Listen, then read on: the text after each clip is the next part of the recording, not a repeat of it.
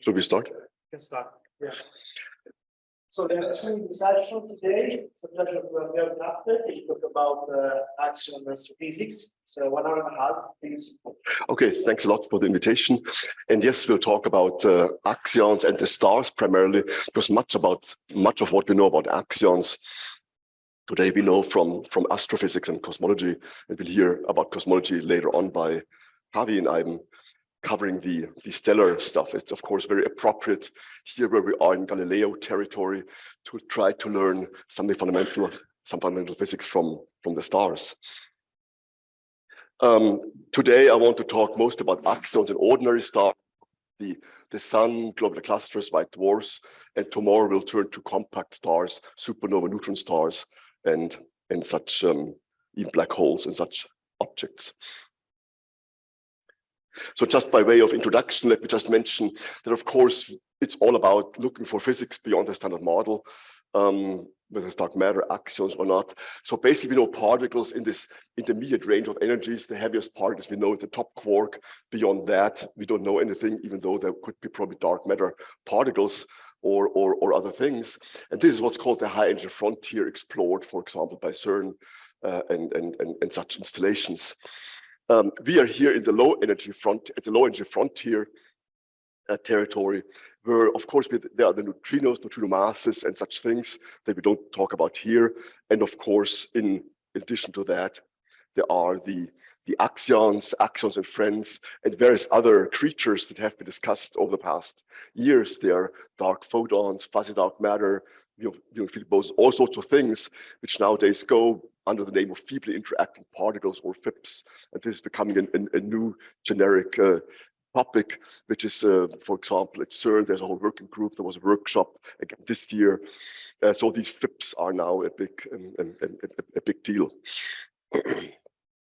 So the bestiarium of flow mass bosons includes a lot of different creatures.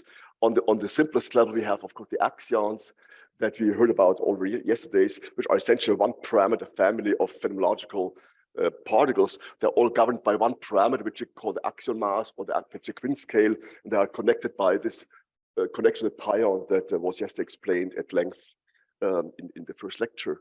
And of course, then people are not happy with this very restricted parameter space, and then turn to these more generic axion-like particles, or ALPS, where one considers the mass and the photon coupling independent parameters.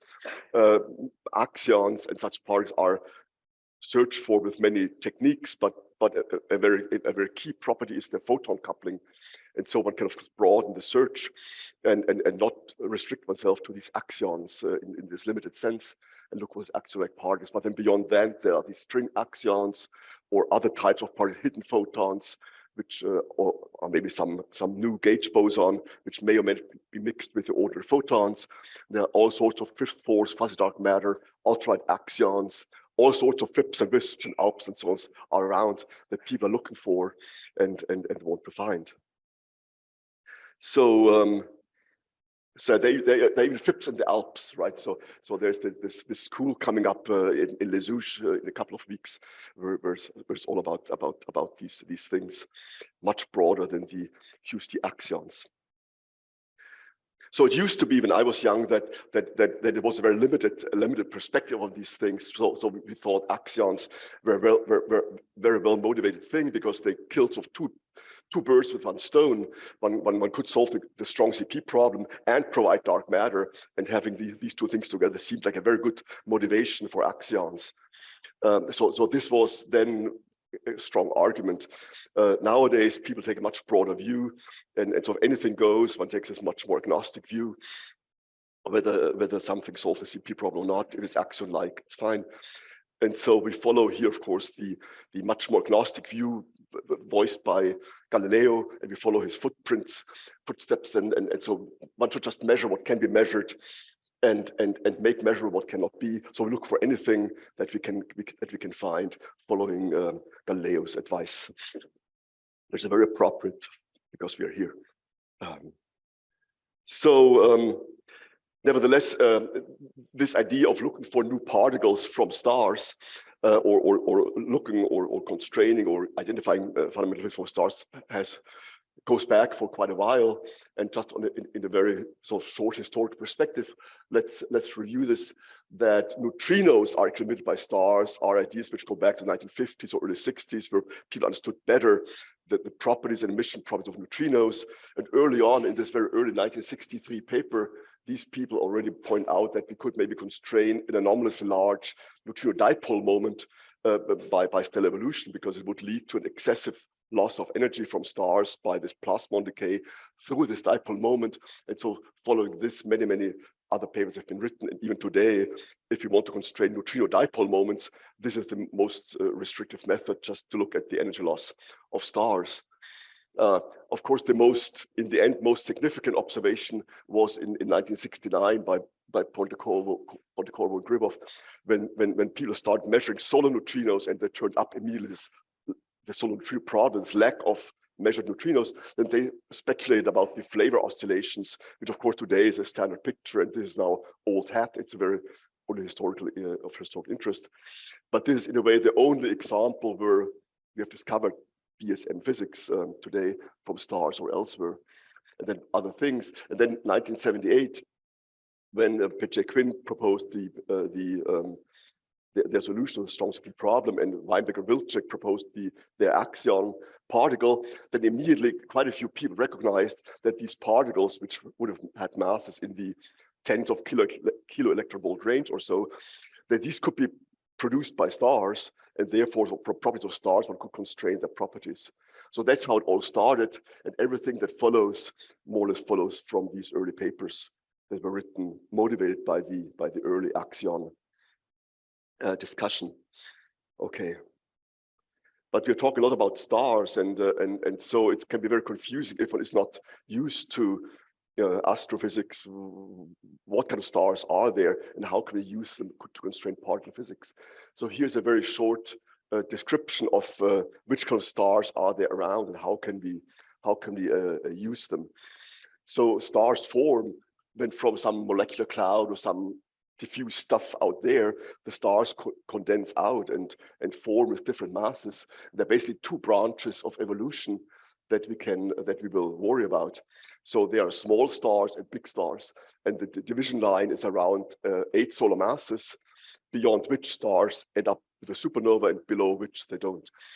And so for the small mass like our sun, the stars form and then burn for quite a while, burning hydrogen on the main sequence, as we say, like the sun, and then they use up hydrogen, go to advanced burning phases, burning helium and so on. And later on, they form these red giant configurations where the envelopes of inflates more and more. And after a while, in the end, what happens is that this inflates so much and becomes so unbound that actually it sheds all its envelope again in what's called a planetary nebula. These are very beautiful astronomical images. The so-called planetary nebula has nothing to do with planets. It's just a star shedding its envelope, and that always happens. And in the end, what remains, besides all this diffuse stuff that has been emitted, what remains in the end is a compact remnant called a white dwarf, which has a mass somewhat less than the solar mass. It's very small. It is supported by electron degeneracy pressure, and actually it's about a star the mass of the sun in a spatial, the size of the Earth, right? About 10, 5, or 6 or 1,000 kilometers radius. So that's the end state of that branch of evolution. And of course, all the other mass has been ejected and then goes back into star formation, and that's how this processed material, including carbon and other elements, of course, goes back into star formation. And so there's this nuclear cycle. So stars form, cook their stuff, and then emit most of it. And what remains is, again, the diffuse stuff and the compact remnants, here white dwarf. So we'll talk about them later and how we use them to constrain axions. But the answer is, of course, very simple. They would emit axions and therefore cool faster than they otherwise would. And that's simply the way how one can constrain axions from the observed white dwarfs. And then there's this other branch with the more massive stars. Now they do the same thing. They go through different burning cycles and also sort of inflate and become what's called a red supergiant. It's just super because it's bigger. But then something new happens. It doesn't shed all its mass before it can finish. It reaches all the end state of nuclear fusion, which is iron, gets an iron core, which then collapses.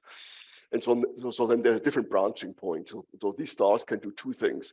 Either they collapse and form a black hole, and that happens in about, I mean, the branching ratio is not known very well. We'll talk about this tomorrow. It could be 10%, 30%, but maybe 25% might be a good number. And then we get these astrophysical black holes, which of course have been discovered in great numbers not so long ago by gravitational wave destroyed by seeing them merge and so on. So they are for sure there with these few or tens of solar masses. Or the other branch is that the star actually becomes a supernova.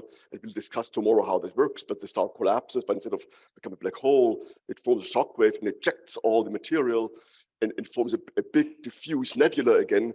All the stuff is fed back into the stellar evolution cycle.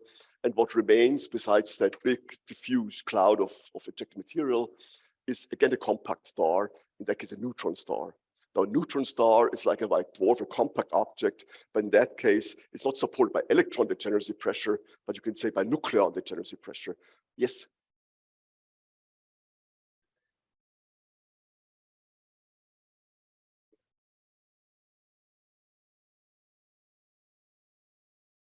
That depends. So the exact, they could sort of try to explode or not, and then collapse later on, and then stuff still falls in. But it also could be, in principle, of course, a later. I mean, that is first explodes and then recollapses. So the various scenarios, how.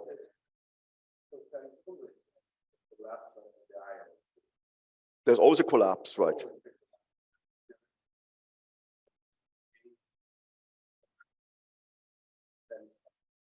True. So even if you form a black hole, you get lots of neutrinos just before it really becomes a black hole. Yeah. So I mean, usually stars don't just, I mean, collapse just straight through to a black hole. Usually collapse is halted, and then it cooks there for a while, and then either it explodes or not. And so this is actually, we'll talk about this tomorrow, but we can mention it briefly today. It's of course also an issue. I mean, in the olden days, people always asked, how do stars explode? How does a supernova explosion work, and so on? But of course, today the question is more nuanced. We want some of them not to explode, because the black holes form, they're there. So sometimes they explode, sometimes not. And what exactly determines when it does or doesn't is not so obvious. So yeah, but we'll talk maybe a little bit more about this tomorrow. In any case, if it doesn't become a black hole, you get a neutron star, which often shows up as a pulsar. And so there's an object of about a solar mass at nuclear density, the density of a core of an atomic nucleus. So then the size is that of a city, 12 kilometers or so. So the white dwarfs are the size of the Earth. These things are the size of a city, each time roughly a solar mass. And so just to look at the properties of these stars in general, usually their surface temperatures are in the electron volt range, infrared to UV, so we can see them, right? It's our visible range. But inside, they have temperatures of kilo electron volts, 100 kilo electron volts or so. It's very low energies. Except supernova, the inner core can get a temperature of 30 mega electron volts, so that's almost nuclear physics. You can make thermal pions or muons and so on. And the neutron star has a surface temperature in the X-rays, also KEV's X-rays. So these things can be seen visually by X-ray telescopes like Chandra nowadays, right? But not by ordinary telescopes. Okay, and of course there have been huge numbers of arguments to constrain these things, to constrain axions with these stars, starting from the sun and supernova and cooling white dwarfs and neutron stars and so on. And we go through some of these arguments, but by far not all of them. There's been a huge body of literature, and we just sort of basically cover here a few of the basic ideas. So let's talk about the simplest case, which is the question of particles from the sun or axions from the sun. So the sun is, of course, the closest star to us. It's very close. It's bright. It warms us, and it's also the brightest neutrino source, of course, and axion source. If we were to make axions, so it's very natural to use the sun as a source. And there have been 2 Nobel Prizes for solar axions, for solar neutrinos, not axions yet. And it's very natural to repeat the same the same feat for axions, so to try to look for solar axions, and we'll talk about this in the next moment.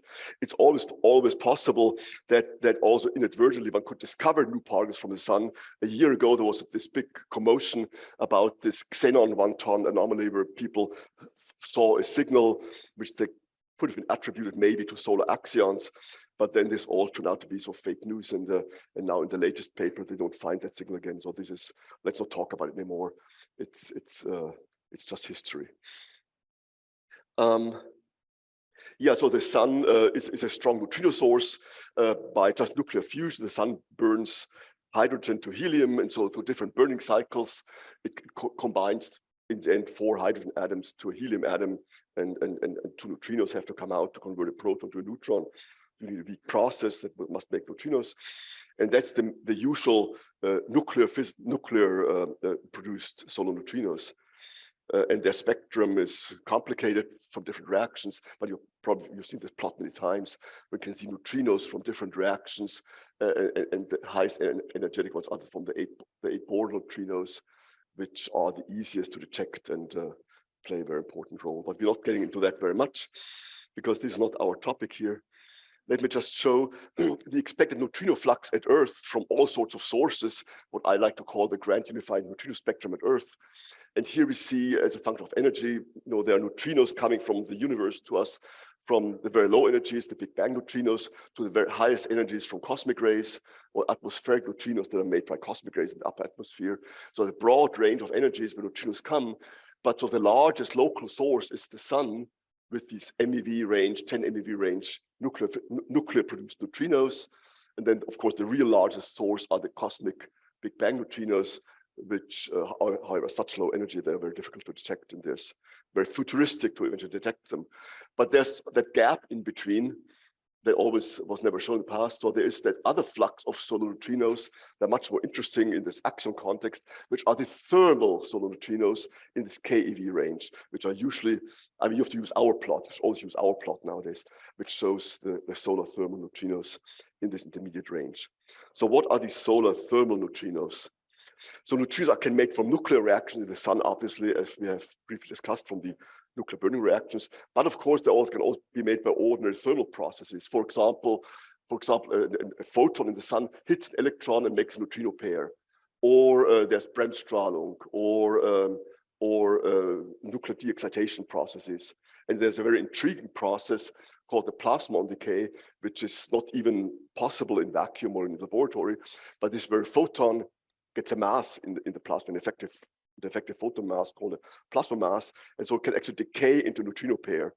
So this plasma decay process is one of the most interesting processes for producing low-energy neutrinos, and couldn't even be tested in the laboratory. I always find it very fascinating. So neutrinos don't couple to photons, but through the electrons of the medium, they have an effective coupling, and then the photons can decay and produce neutrino pairs, which is one of the very important process in these low-energy neutrinos.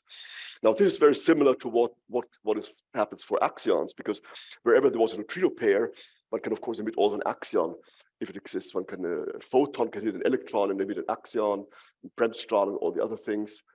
And however, instead of this plasma decay process, there's one specific process which we will now use for the most part, which is this called Primakov process, where a photon converts to an axion in the electric field of a nucleus. So basically, it's the 2 photon vertex of the axions, which is very crucial for many of the searches. This is used for most of the experimental searches with the cavity detectors and so on for dark matter axions, but it's also a very important source for thermal axions in the sun by what's been called the Primakov process. Yes?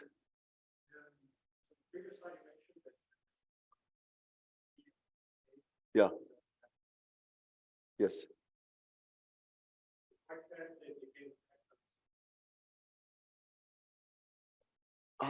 Why can plasmons not decay into axions? Into a neutrino pair, yeah. So basically, you can say it's the same thing, because here the photon decays into an axion, but it needs that second photon is basically a virtual photon, or in that exchange. It's really very similar, yeah. It's even worse because I mean these photons here, you can say have also collective motion. They can be called collisional plasmons. That's all fine points, but it's a very similar process. Mm-hmm. Okay, so why do we know or why do we think that we are talking about kilo electron volt energies? Where does the scale come from that the thermal neutrinos or thermal axions from the sun come with kilo electron volt energy, not with mega electron volt or milli electron volt or anything other? What sets the scale for the kilo electron volts in the sun? So why does the sun have an inner temperature of a kilo electron volt? So that's a very simple argument, and so I'm explaining here. So basically, you can think of the sun as a collection of protons and particles which are in virial equilibrium. That means it's of equilibrium. So the virial theorem tells us that the average kinetic energy of these particles ought to be minus a half the average gravitational energy, right?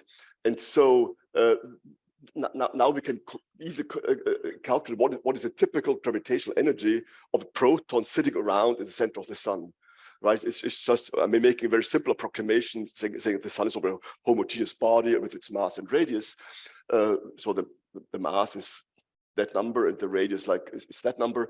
And so one figures out that a typical proton in the center of the sun has a gravitational binding energy of minus 3.2 keV. And now if we say, if it's roughly a thermal distribution, then its average kinetic energy is 3.5 Boltzmann constant times temperature. So then just equating these things, you find as a 1.1 kilo electron volt temperature. It's very simple. So from standard solar models, one finds actually 1.34 in detail. Yes, Andreas.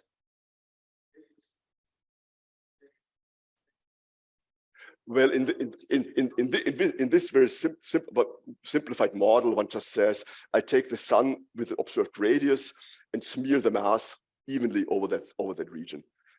So it's a homogeneous. So well, very close. It comes very close. I mean, there must some numerical coincidence that is so good, but I mean, this is actually often done in astrophysics to get the simplest model of something. You make what's called a one-zone approximation for the star, just saying, okay, it's homogeneous, has a certain radius and mass, and then treats, and then you usually get everything up to a factor of order unity. Yes, of course. I'll show you in a second, right? I just want to make the connection to something you've maybe heard more often. I mean, the virial theorem is also used when people say, how do we know there's dark matter in the universe? So there's that old Fritz Zwicky argument. You look at the galaxy cluster. So this is every dot here is a galaxy in this galaxy cluster.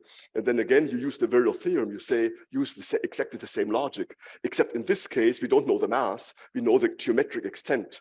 And we can measure the temperature, so to speak, by just looking at the Doppler motions of these different galaxies. So we know how fast they move. So we know their temperature. And now we use the same thing backward. And now we know the geometric size, the temperature, so to speak. Then we know the total mass. And then that's how Fritz Zwicky said, okay, there should be a lot more mass in these clusters than we see. And that's how people said there must be dark matter. It's the same old argument. And so actually in astrophysics with self-gravitating systems like stars, galaxies, or galaxy clusters, if you've understood that virial theorem argument, you've understood 75% of everything, because it's very simple and very basic. And so that's just looking at the sun, we know how hot it has to be inside. It's, I think, very simple and beautiful. But now to answer Andreas' question, here's a standard solar model. And so we see the temperature as a function of radius. Here's the surface. In the center, it's, well, in Kelvin now, it's about this 1.3 kilo electron volts, or the mass goes from 150 grams per cubic centimeters to smaller values. So actually the sun is not so dense inside. I mean, and a typical material here is like maybe up to a few grams per cubic centimeters, and the sun is up to 150 in the center. It's not so exotically dense, right? And then we can see the different profiles of different elements and other things, which we don't want to study in detail here. Okay. So let's turn now to axions and get a first simple constraint on axions just from the sun. And so what we're talking about is that coupling to photons, which was explained at length in yesterday. So axions can couple to two photons through that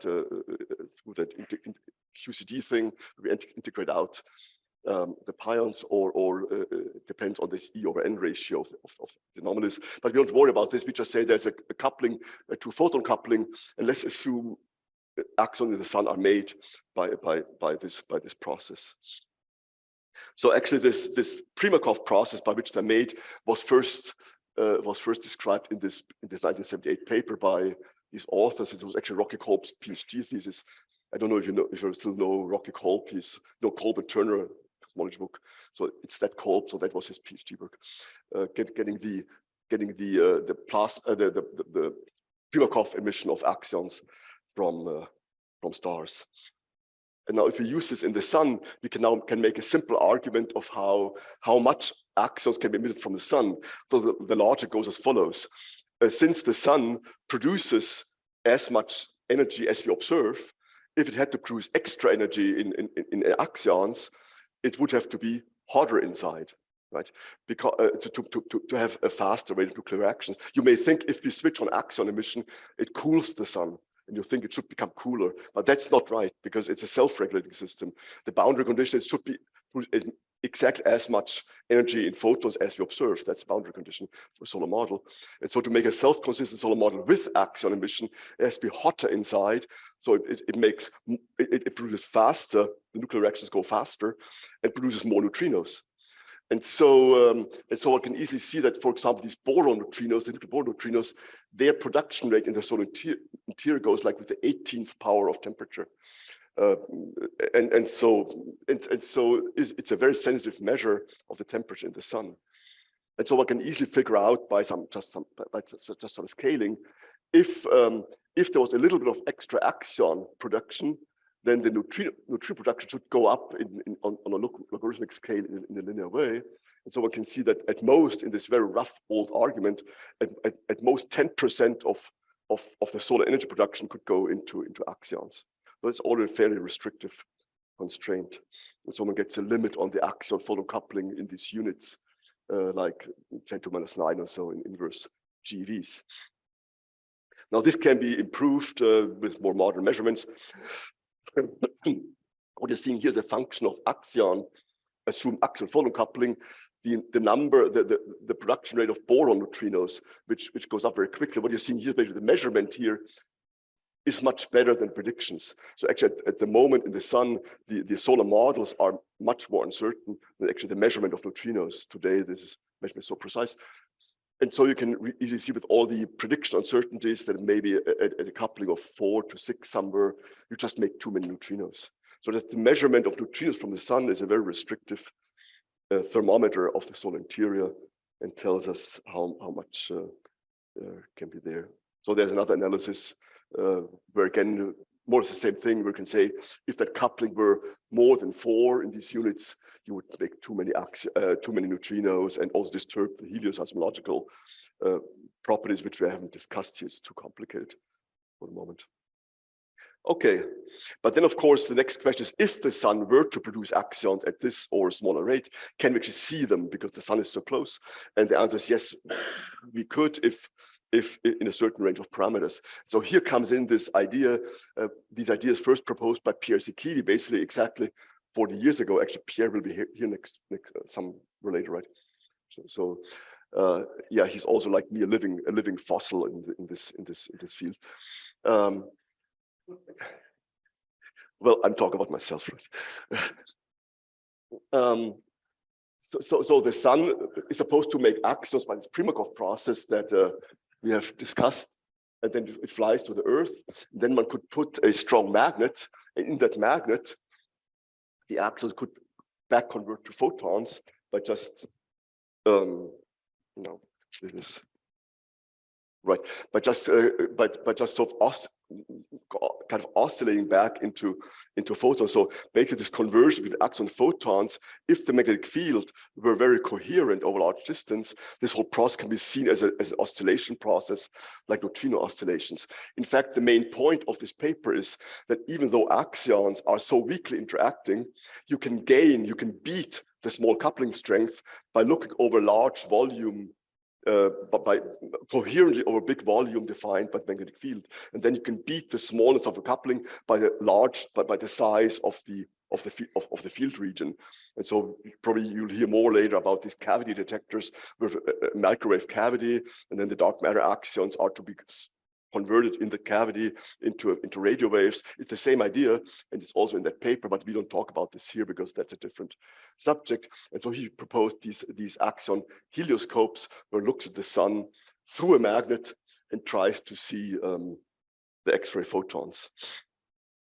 Now, this was done at various times and places. The earliest one was done in 1992 in Brookhaven, just as of a magnet sitting there, and then the sun was coming by, I guess once a year, and then you could see for a few hours the axions. And so they got some very weak limit, but never, it was the first. The next one was the Tokyo helioscope. Oh, by the way, this picture was done by a cast member. So you look with a magnet at the sun.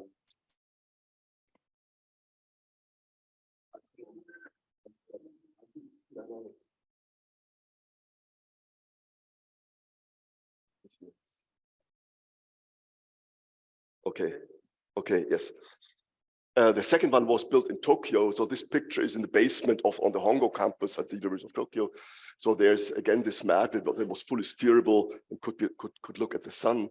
That was run also in the 1990s, and then they got a certain limit. And the biggest experiment ever in this field was the CAST experiment at CERN, where an LHC magnet, an LHC test magnet, was used to look at the sun. So this is about 10 meters long.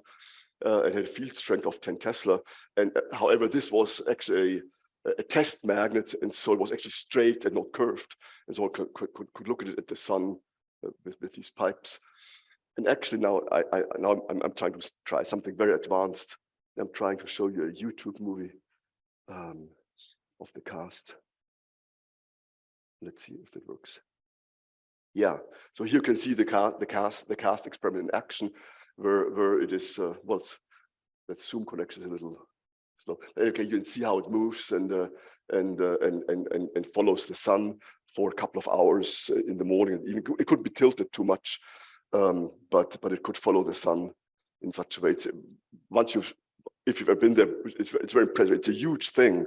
And in a way, it's astroparticle physics at its best, because it's a piece of hardware built for accelerator physics, used to look at the sun, to look for axions. So I'm very, very pleased about this. Okay, you can later click this also if you like, and watch it. There's even music with it, which we don't play here.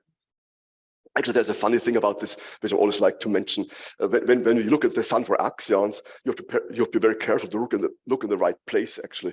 Because, I mean, when you look at the sun, the photons are bent by the atmosphere. So when you look at the horizon, the sun is actually lifted by about a solar diameter. So when near the horizon, actually the visual sun that you see is about displaced by one solar radius. So basically the true sun, which you see in axions, and the visual sun are sort of two kissing disks. And so I was always worried, oh my God, maybe CAS has looked at the wrong place for all these years. But no, this was not done by just pointing with the telescope and see where the sun was. It has been calculated. Where should it be? And then you point to that, and then you point in that direction. So it's just a sort of funny side issue, but I mean it's one of these interesting points in all of this axion world with larger particles. The question of dispersion relations plays a big role. So photons have different dispersion relation in a medium than vacuum and so on, and so these issues play a big role in all of this. What's the question? Yeah.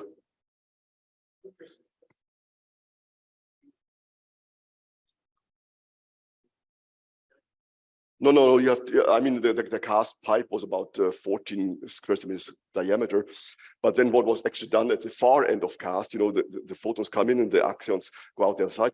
Then what one actually put there in some phase and actually an X-ray telescope, and so you could actually image over the sun with a very small resolution. If one were to detect axion in such a way, you could basically image the solar core where the axions come from. Yeah. In the field of view, yeah. But I mean, on the CCD, in the end, you have this small spot, and that serves as background suppression. So you were to look at. Second question.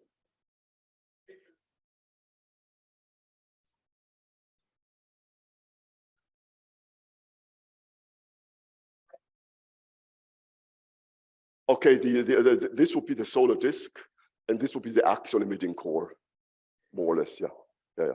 Because the axion can only come from the hot inner part. Okay, that was just some entertainment to make it a little easier to understand. So now let's briefly talk about axion photon oscillations. Oh, we're making slow progress.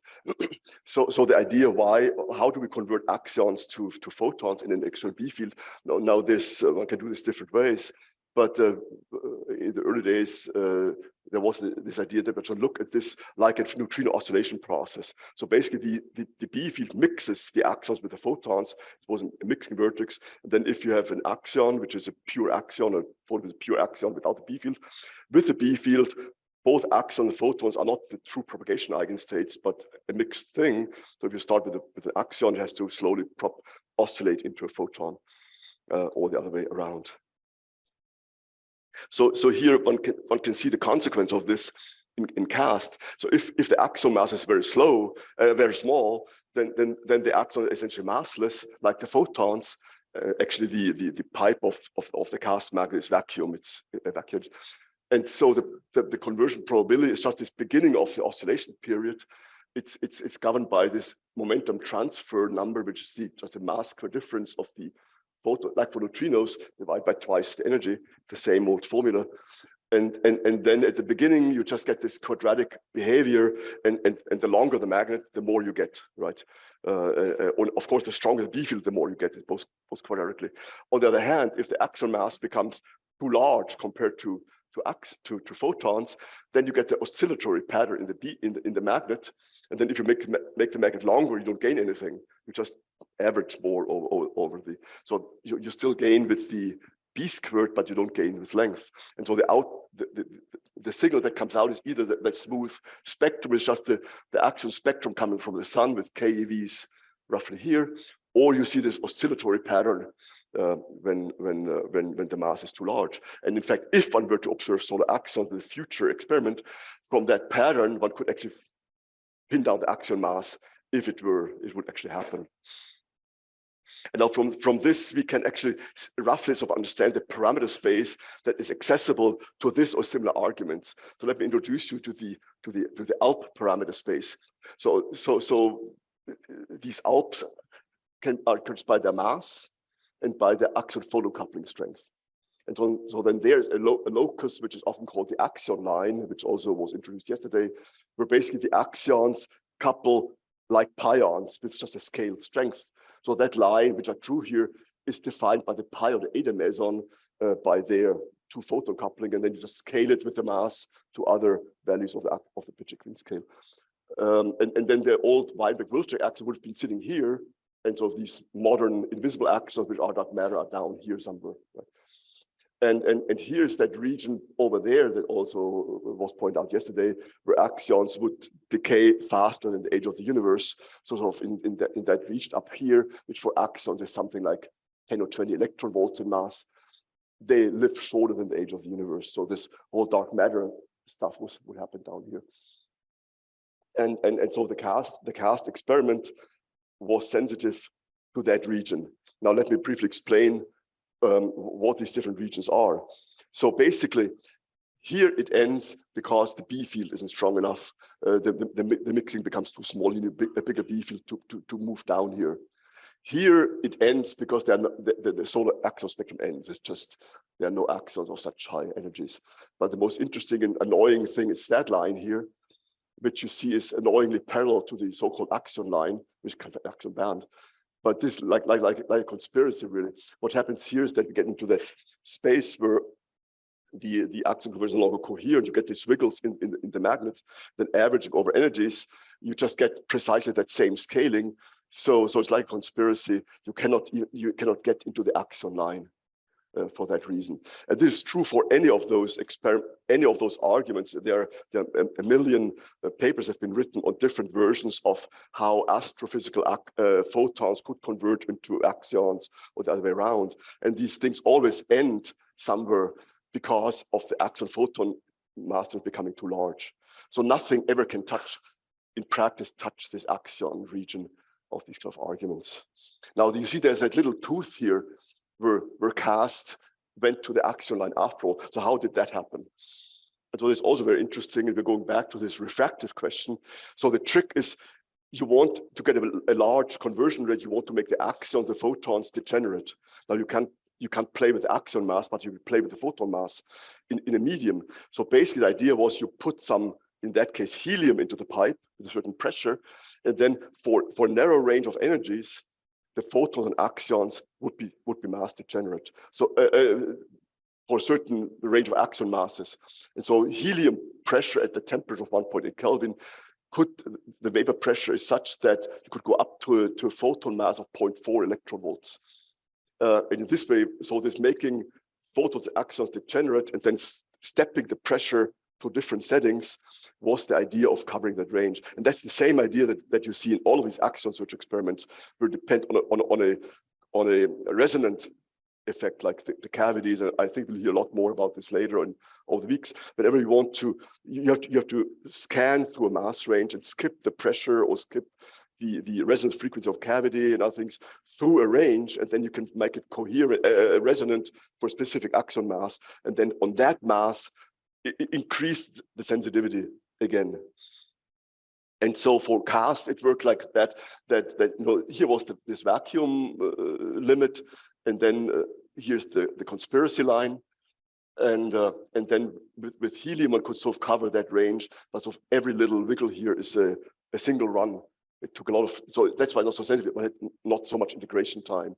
And then here is the vapor pressure of helium for ending, and then one had to use helium-3, which is a very expensive isotope, but this can be put to a higher vapor pressure, doesn't condense at a higher temperature, higher pressure, so it could go to higher density and it could cross the axion line in this little region here. This was a huge amount of work. Yes?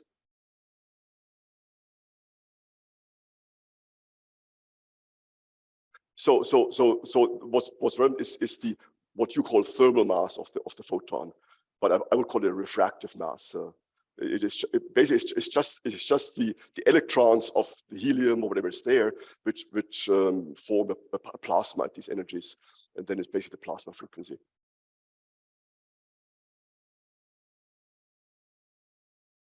Oh, a superconductor, then you'll see the X-rays, they wouldn't go through. So actually, if there's a 10-meter pipe, and if one puts a real material inside, I mean, not just some gas, it would absorb the axions, the X-rays, the X-rays. And so actually this pressure that one usually sees small is at the boundary, but it makes sense, because if one goes to even higher masses or even higher pressures, then the absorption becomes a crucial feature. And also it made sense to stop here more or less, because there's also, here's what's called the hot dark matter. At that time, the hot dark matter bound axions could be produced thermally in the early universe, that was discussed yesterday. And so just the absence of a hot dark matter component in the universe puts a limit, which at that time was around here, now is more like somewhere here or so. So anyway, it doesn't make sense to push harder in this large mass region. And so one now tries to build these bigger helioscopes. So there's just using a bigger cross section and stronger B field and so on. Oh, by the way, here, this image you see here in the background, there's the X-ray telescope that's supposed to focus the axions in the end. And so the projects are here. This taken from somebody's talk at a recent workshop. So the next project are what's called the YAXO telescope, which is this huge, here's a human person. This huge telescope to look for axions. This is in the future, but what's being built is what's called the baby YAXO, a first smaller such instrument that's being built as we speak at DAISY in Hamburg. And so the range of sensitivity will be in this region here, in this just sub-electron volt region here, where we can actually cover real axion, QC axion parameter space by these experiments. Yes?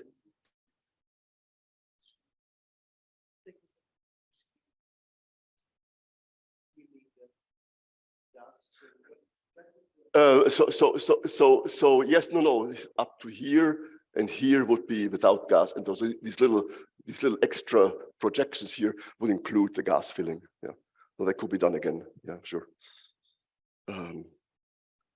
Okay. So let me just show you. Yes.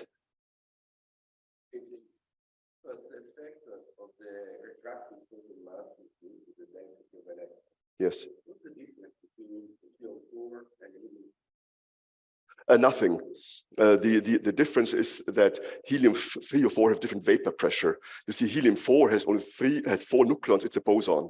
Whereas helium-3 is not a boson. It's a fermion, and so it's not super conducting, for example, or superfluid, and so it doesn't like to condense so easily. So you can put the vapor at the temperature 1.8 Kelvin. You can put the vapor pressure can be higher than for helium-4.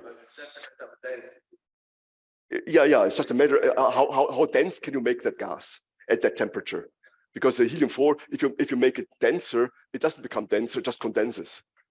So the vapor pressure, the gas, always has the same. You can increase it. You know, if in a container you have some helium-4 at a certain temperature, then the vapor pressure is whatever it is. So you can make it more dilute by removing helium, but then putting more helium, all the more helium goes into just liquid helium and not gas. So the limit at the temperature at which this thing was run, which was 1.8 Kelvin, and this is 1.8 Kelvin because it was a superconducting magnet, which has to run at these temperatures. So at a fixed temperature, you cannot put the pressure. I mean, it's very sort of elementary physics going into these things, which I think is very nice, because one doesn't think of this at first. Or that helium-3, okay, it's a fermion. That's why it doesn't like to condense so much. Yeah. Yes.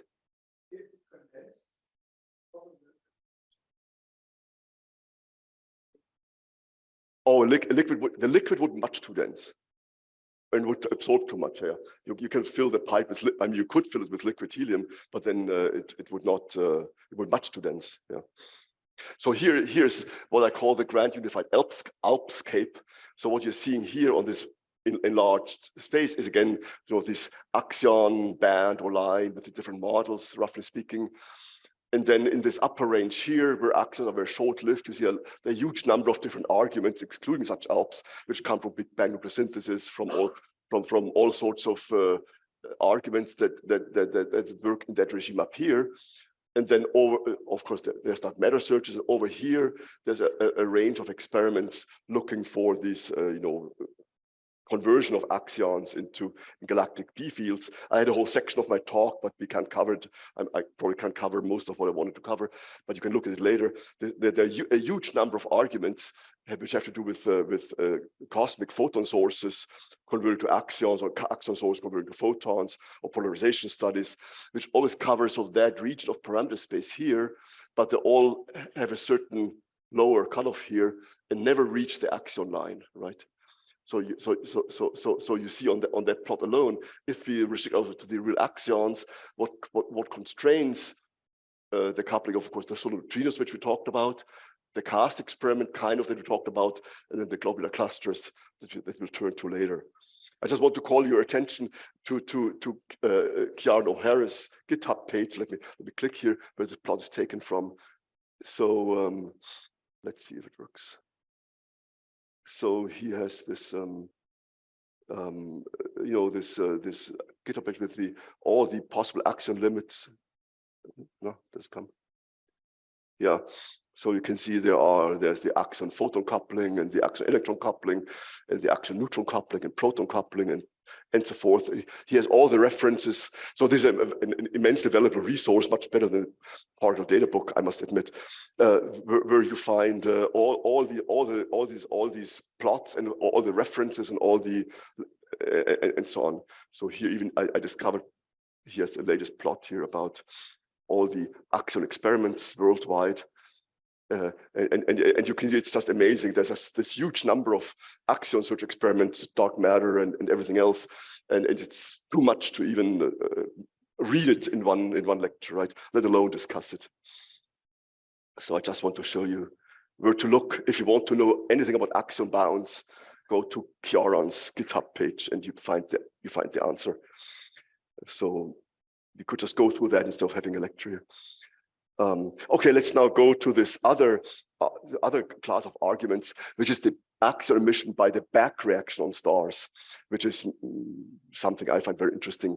So what you're seeing here is all the stars. So what you're seeing here is what's called a Hertzsprung-Russell diagram, which is a plot where plot stars in a plot where the surface temperature on one axis and the total luminosity on the other axis, and stars in general sort themselves in different areas here. Here are the normal stars, the giant stars, white dwarfs, and so on. So you'll see such plots over and over again if you talk about stars. And so let me just mention a few basic issues about stellar evolution. So stars can be stars, if they're more stable and spherical, everything. There are basically three topics which govern their structure.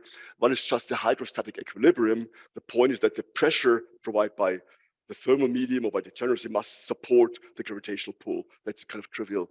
Then there's the equation of energy transfer. It just means that all the energy produced must be transported to the surface and radiated away, which is by photons usually, or in the super by neutrinos. So that's the equation of radiative transfer, or it could go by convection. And then all the luminosity created somewhere must be created by nuclear processes, or by, there could be sinks, by axion losses. So these are the three issues: energy generation, energy transport, and hydrostatic equilibrium. We already discussed some of this before. So for example, stars can be transported energy by convection, by radiation. In the sun, for example, in the inner part of the sun, they transport by photon radiation, and the outer regions are convective. Smaller stars are convective inside and radiative outside. Smaller stars are convective outside and radiative inside. So that's an interesting observation. So stars are stable because they have a self-regulated nuclear burning. Why do stars like the sun sit there so happily burning hydrogen helium without exploding or collapsing? So the reason is they are self-regulated. So the sun has hydrogen in the center, burns hydrogen in the center, and if the star were to contract a little bit by the virial theory, it would get hotter. So it would increase nuclear production. That would make it hotter. It would expand again, and the same thing if it expands too much. So it finds exactly that equilibrium, but self-regulates its nuclear burning. So since hydrogen burning occurs at a nearly fixed temperature, actually, if the star were more massive, to have the same gravitational potential inside has to be bigger. So it turns out that more massive stars are bigger, roughly linearly speaking. A star with twice the mass has twice the radius. And that's just because the gravitational potential in the center has to be roughly the same, keV or so, to support hydrogen burning.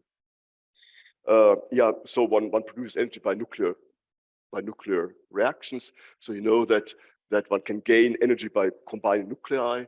And so just, the curve of binding energy, most of energy is gained by combining protons to helium. You gain some 7 MeV per nucleus, a little more.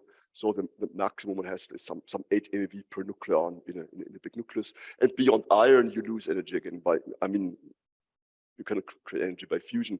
So by fusion, one can go all the way to iron. It's also interesting that there's no stable element with mass number 5. There's no stable element with mass number 8. That also plays some role in this game. And thermonuclear reactions work in the sun in the following way. If you want to combine two nuclei to fuse, they repel each other. The Coulomb barrier. It's very hard to bring them together to actually fuse. And so this nuclear fusion, as Gamov pointed out, is this competition between tunneling this Coulomb barrier and the nuclear and the thermal distribution. So there's what's called the Gamov peak, which is at much larger energies than the typical thermal energy where nuclei actually fuse.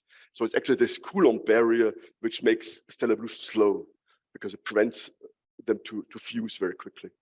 And it also makes the fusion reaction very temperature dependent. I told you that the Bohr rate had this huge temperature dependence, because just changing the temperature a little bit makes this tunneling probably exponentially larger.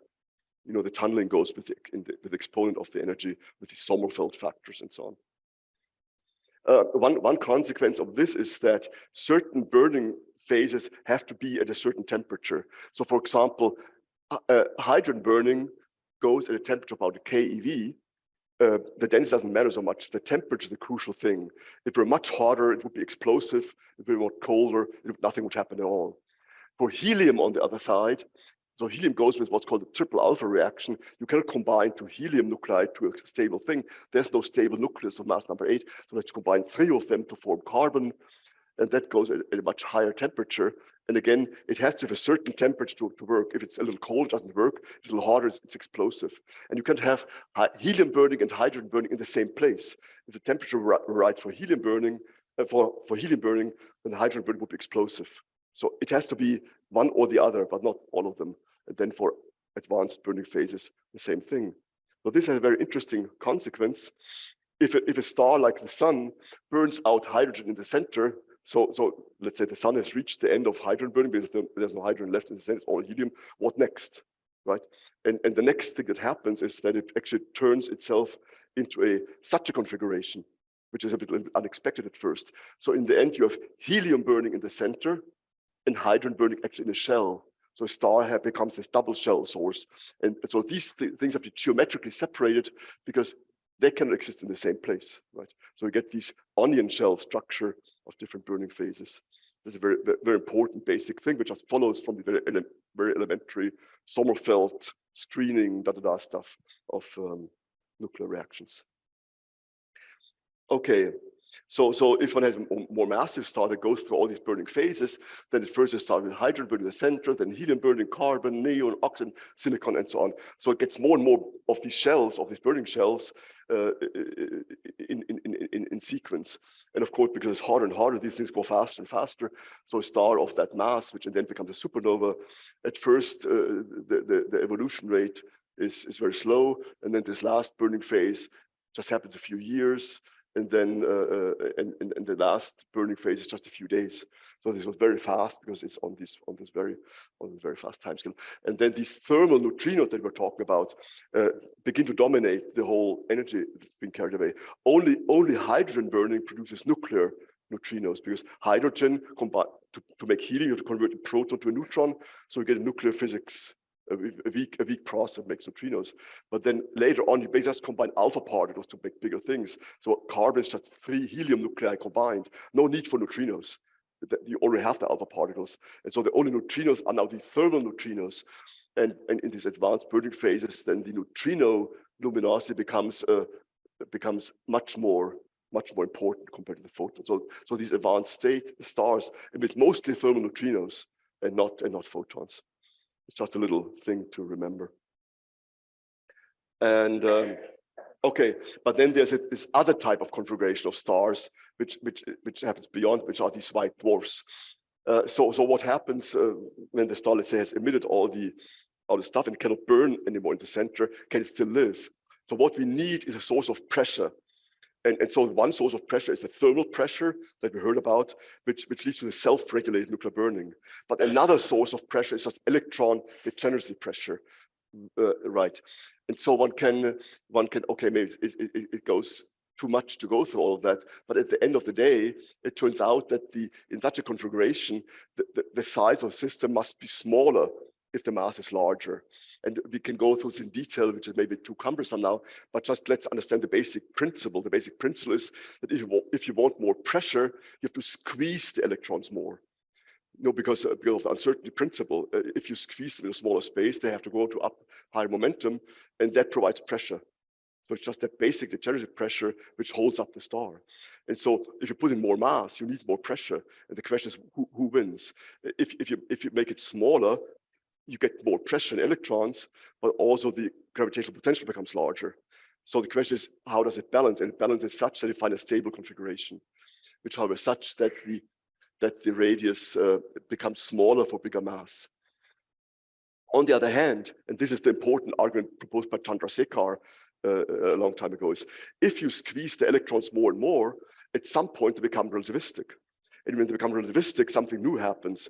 Relativistic electrons, the energy is linearly proportional to momentum. If you neglect the mass, momentum and energy is the same thing. Whereas for non-relativistic electrons, the kinetic energy is quadratically dependent on the momentum. So for non-relativistic electrons, you get more pressure by squeezing, whereas for relativistic ones, you get less pressure by squeezing. So for relativistic fermions, there's no stable configuration that could be self-gravitating. So this is all ruled by the electron mass. How much mass you can actually self-support by degeneracy pressure depends on the electron mass. So in any case, if one has yeah, a white dwarf and you add mass, it becomes smaller, and if the mass becomes so large that the electrons become relativistic, it collapses, and so there's that limiting mass for the Chandrasekhar mass. Now, this is all very abstract, and we can revisit the whole thing from the perspective of particle physicists. For particle physicists, how can one explain in very simple terms this limiting mass of a process? So again, the basic idea is that the degeneracy energy of the fermions must balance the gravitational pull, which is Newtonian, and can be expressed in terms of number of particles, the Planck mass, and the radius of the star. Whereas the degeneracy pressure is just the P Fermi, the Fermi momentum cubed, but when the parts are at the verge of being relativistic, their mass and Fermi momentum, everything is the same scale. So let's just take their mass as a scale. So there's that little mass, which is those of the degenerate particles. And if we stick everything together, one finds that the limiting mass of a star that could self-support itself against gravity in such a way can be expressed in terms of fundamental constants. It's just the Planck mass cubed divided by nucleon mass squared. And that is just roughly a solar mass. So this limiting Chandrasekhar mass follows from a combination of fundamental parameters, not from some very detailed astrophysical arguments. And now the only question is, who provides the degeneracy pressure? Is it the electrons or the nucleons? If the degeneracy pressure is provided by the electrons, then this little m, where is it? Little m is the electron mass. Yeah, let's be over here. And then let's take the nucleon. I'm sorry. If it's the nucleon mass, then the radius of that star is just the Planck mass divided by the nucleon mass squared, and that number is just about 3 kilometers, which is very close to a neutron star mass of. I mean, there are numerical factors all over the place, of course, but I think it's very nice how close one gets this just by dimensional analysis, basically. And then if the degenerate part is the electron, then the radius of a neutron star and the white dwarf is just given by the mass ratio of the nucleon to electron, which is about 2,000. And so white dwarf is about 5,000 kilometers radius. Again, it just follows from this combination of fundamental numbers. I mean, one cannot follow so quickly, but it's just the message is this is very simple, basic physics, and that can even be understood by particle physicists without all the astrophysical, complicated stellar equations. It just follows very easily. Okay, now let's test these ideas in the sky. So the best way to test the axion emission or the speed of evolution of stars is by looking at low mass stars where it has a lot of statistics. What I'm showing you here is a typical globular cluster. Now, a globular cluster is a collection of small stars that formed very early in the galaxy and never changed since.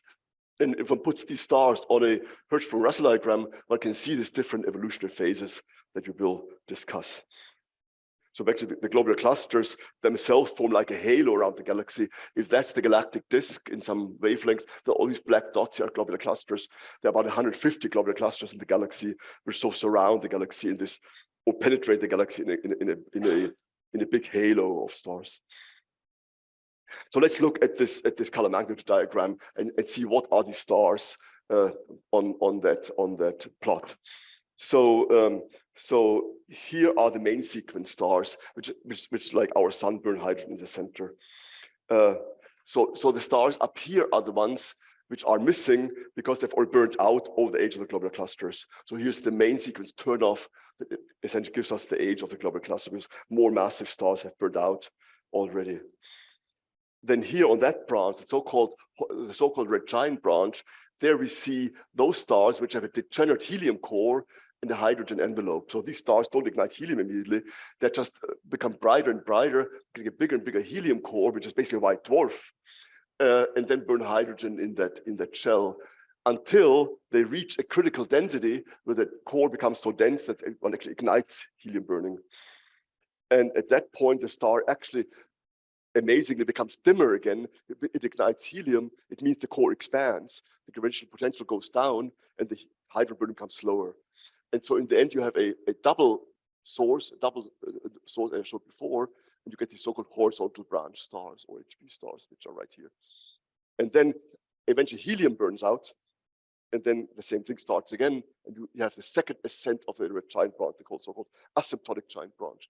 And then these stars have this double shell in a generate carbon oxygen core. And usually that's the end of it, because then becomes a planetary nebula, and in the end, you find the stars back down here, very bright, very hot, but very dim because they're very small. So white dwarfs are actually very hot, but they're very dim because they have a very small radiating surface. So white dwarfs are very dim, so they're much dimmer, and you find them back here again in this white dwarf region, or in the Kalman diagram. And so now we can, yes?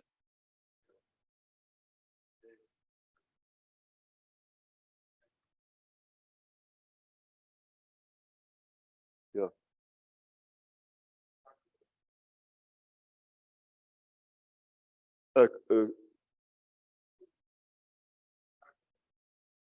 Yeah, carbon oxygen, because I mean you combine, let's say, 3 helium to form a carbon, but then to add another one to make oxygen is not so difficult. So this has sort of happens at the same time, happens together. So if I dwarf usually more or less even mixture of carbon and oxygen. Although in the white dwarf, then these tend to separate by gravitational settling. The heavier stuff sinks inside. So where a carbon oxygen white dwarf tends, if it's older, tends to have the oxygen inside and the carbon further out. But I mean, these are small. Yeah. Also, let's look at this. Now let's look at how to constrain axions from this. So basically, if we had axion emission by, let's say, this Primakov process, then we could emit it, so for example, on the horizontal branch from the core. And now, if that was more efficient, then up here we could compare the speed of the process just by counting how many HB stars are there. Because if that happened faster, because we emit axions and use up the energy, you find fewer horizontal branch stars here compared to asymptotic giant stars up there. And so this actually happens when we look at this Primakov process, which we saw before. And then the situation is such that this is less dense, but has about the same temperatures up here. It turns out that this Primakov process is much more efficient here than up there. So basically, the Primakov process is important here, but not here. So we can constrain the Primakov process by looking indeed at these horizontal branch stars compared to the helium burning stars. Now we can look at this helium burning star. Again, it's this double shell source. Actually, one thing which we can look at quantitatively here now is that such a star, actually its energy source is maybe 1/3 helium burning and 2/3 hydrogen burning. And you can see how its density is more or less very similar inside, but it drops very quickly. So such a star is basically a giant star. It's that funny thing that stars which have that basically this discontinuity in composition tend to create this inflated envelope. So this is something which is not easy to explain, and I've never found anybody who would say in 25 words or less, why does a star become a giant? So giant stars are described by having a core which could be a degenerate star, or a helium core, which is more or less at the same, like the sun, vaguely at the same density, and then this drop in density becomes very big, but very, very low density. It just follows from the equations, you can say, but I've never found a very simple argument to explain why do stars expand so much. In any case, we can now simply compare the Primakov emission rate in these stars with the typical average helium production rate inside, and then just estimate. Let's say we know this number ratio with order 1, we get a limit on this coupling in these units of order 1. It's very simple. Now this has been improved over the years. So here's from the latest group, like Oscar will be here next week. I think they did this looking at many globular clusters. I think how it's called the R method. I don't know how many stars they used. So again, when you look at global clusters, basically you count how many horizontal branch stars are there. You count how many red giants are there brighter than these, then just compare the ratio. That's called the R, the ratio. And so that R method then just tells you how long do horizontal branch stars live compared to red giant stars. This was used in astronomy a long time before Axions, just to determine, for example, if the convection treatment and such things are correct and so on. And the most recent limit on this was provided by these authors who a few years ago were defined the axion photocoupling is like this 0.66 times 10 to minus 10, which intriguingly is two digits the same number that you get from the cast experiment. So I'm not sure how that happened. But in any case, they compare on this plot the assumed helium abundance of these stars at first with the observed cooling rate, and then they find sort of a best fit region here, which even hints a little bit that there might be a little bit of too much cooling, but I would be a bit skeptical about such a claim. Very, very recently, another group has published a study with a look at this other number ratio, which is not the horizontal branch compared to the red giants, but the asymptotic giant branch stars compared to the horizontal branch stars. So so this was called the R2 parameter, which was studied by these authors some years earlier. And you see how scattery the data are. So it's very difficult in such a realistic column-magnetic to be sure which star is actually a horizontal star, which is a red giant. These things merge are not always well separated. So it's a very noisy measurement nevertheless. There is this recent paper by these authors where they find from this second R2 parameter, they find a limit on the axion coupling of a little bit more restrictive. And there's no cooling hint according to them. So from this other, so here it looks like if this is the observed ratio, it looks like you need a little bit of extra cooling to match it in this region here. So these authors, maybe there's a little cooling hint for axion coupling in that range of 0.4 to 0.6 in these units. But then these authors say, no, we don't find any cooling hint. So my personal opinion is one should actually maybe go back to this and not rely on other people's data, but rather look in a combined way. I mean, in the same global cluster, we should test both ratios in a systematic way. So I think these two things should be sort of put together. And nowadays there's such high resolution data. So many stars have been measured by the Gaia satellite, for example. I think that this must be improvable, but maybe discuss this next week with Oscar if this can be done. Yes.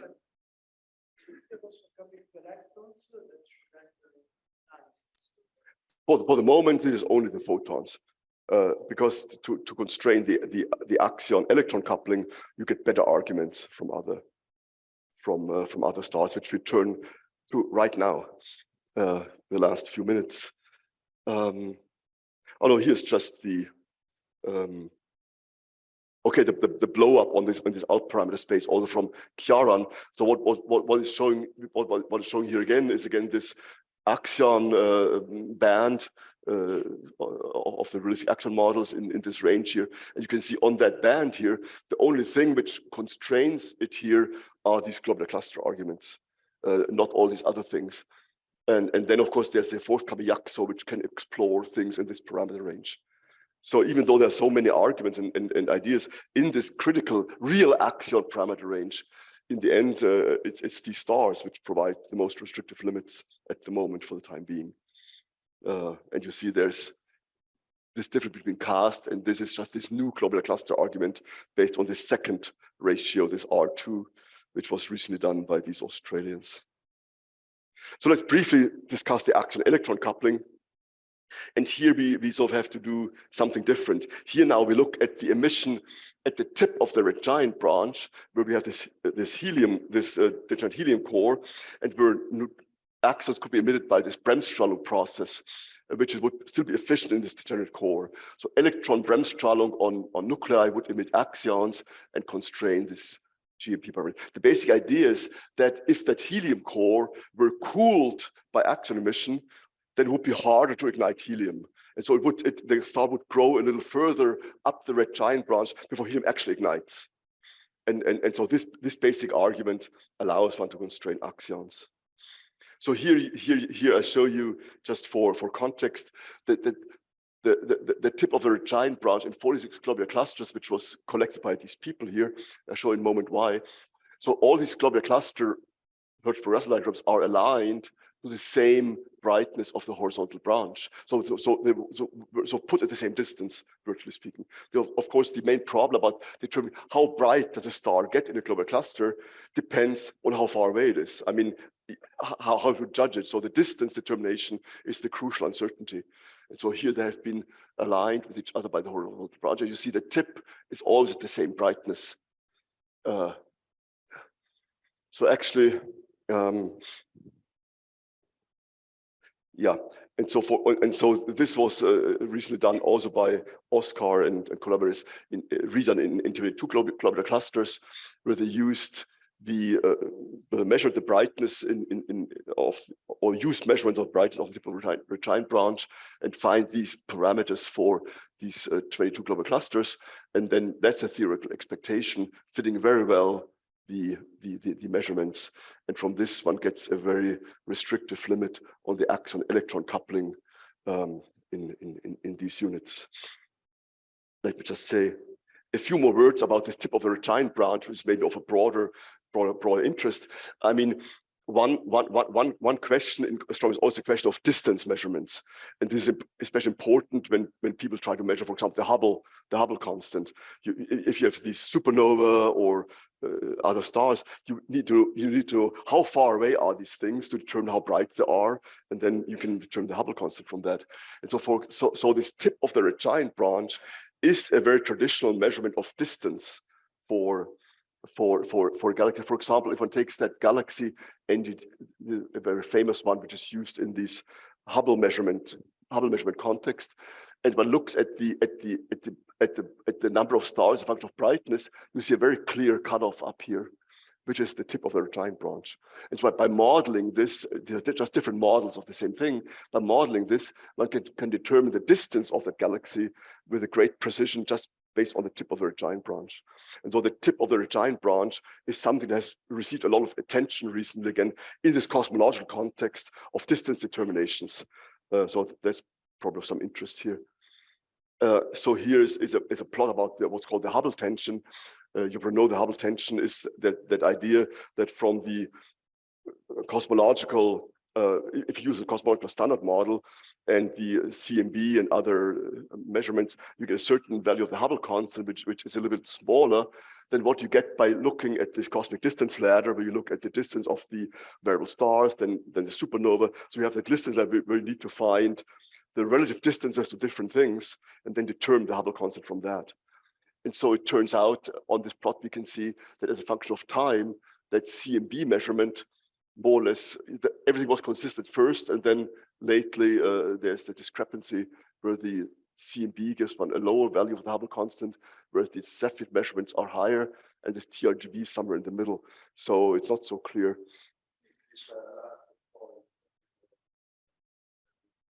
This one?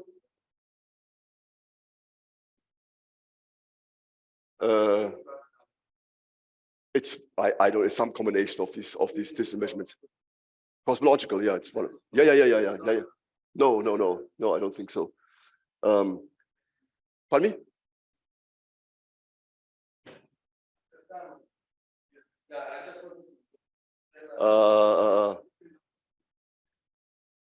CMB group, yeah. So here one sees these CMB measurements and these other ones which are discrepant.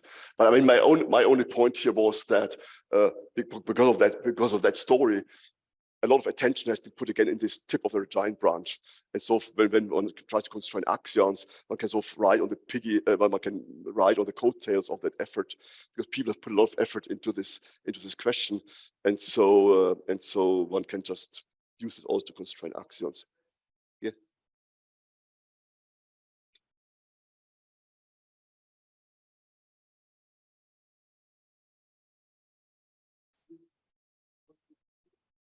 Well, Gaia gives you only distance in the galaxy, within the galaxy. Well, it is actually difficult. So globular clusters tend to be a bit too far. I mean, a little bit too far away to get. I mean, there are some distance measurements derived from Gaia, but not so. I mean, not helping so much with this at the moment. Mm.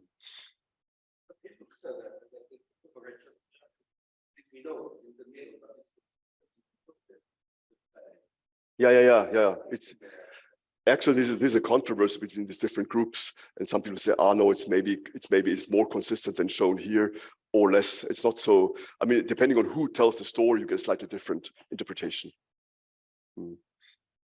So, what do we have here? Yeah. So that's what we did a little while ago. Just using these distance measurements, for example, that an NGZ galaxy. There, one thinks one knows the geometric size of the system because of what's called a water maser, which is more a geometric distance measurement. Then we can get to the tip of the giant branch. But you see, these different methods are all more or less vaguely consistent. And then when we analyze this, we find that for we get about the neutrino electric dipole moment, but also on this electron coupling, which is very similar to that what Oscar Straniero and his friends found from these 22 globular clusters.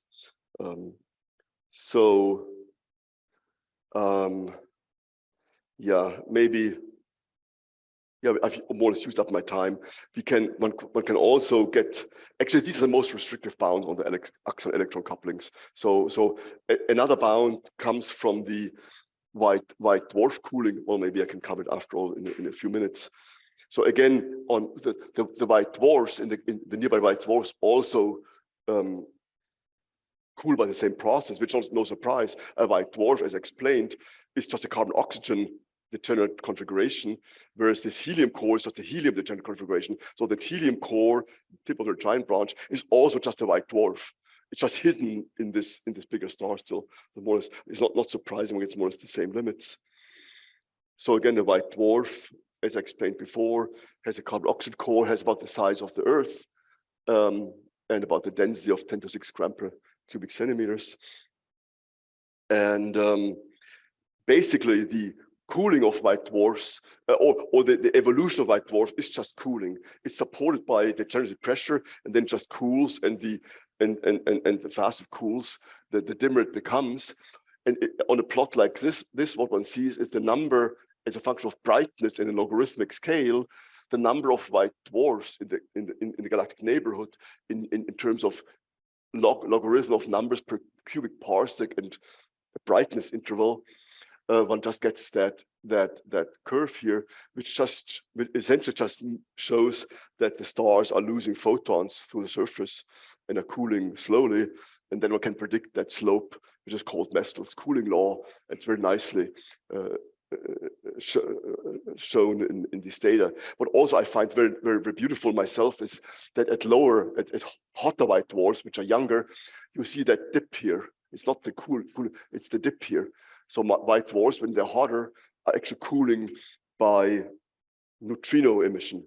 And that neutrino emission is actually just that plasmon decay, which dominates. So actually that little dip here, which one sees, is maybe some direct evidence that plasmon decay is actually a real neutrino process, which one cannot really measure anywhere else. I find it kind of neat that we can sort of see neutrino cooling so directly here at the expected law. And now that Mestel cooling curve will just be modified if we switch on axion emission. And so this was done a few years ago by Marciano Miller-Bertolami and collaborators.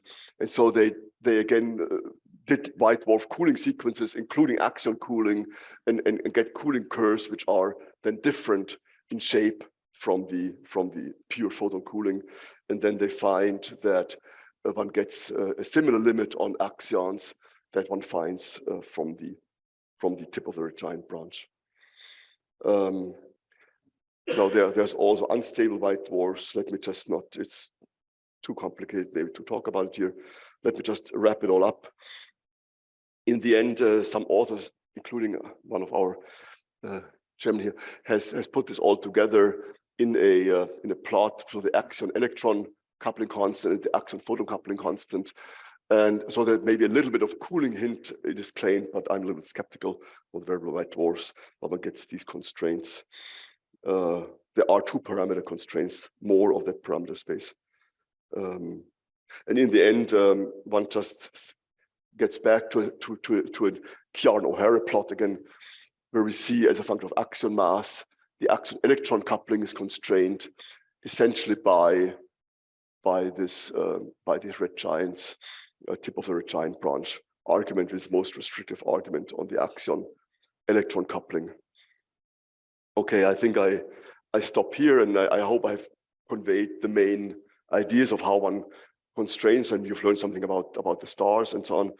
And tomorrow we look at the compact stars. In my notes, I have another section on these axion photon conversion, but it's too much to cover here. But you can look it up later if you like to. And let me stop here. Thanks.